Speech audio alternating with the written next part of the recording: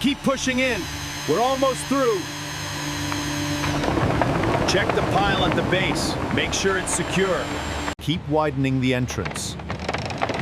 Ropes are secure above. Move the soil faster. The tunnel is extending. Keep widening the entrance. Clear the rubble below. We need to make this chamber bigger. Almost there. Flatten the floor. Keep it steady. Here's the next one. Push it into place. Locked in. Line it up with the beam. Good. Start the fasteners.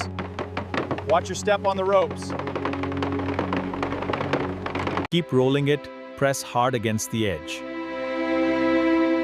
Check the base, ensure no leaks at the bottom. Keep the middle opening clean.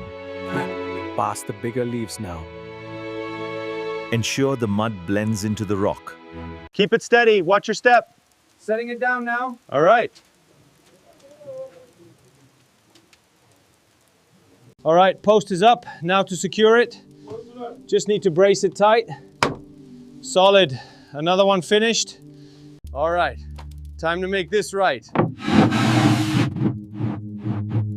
Looks good. Perfect. Done. Keep laying the tiles. Wires attached up. Okay, good, good.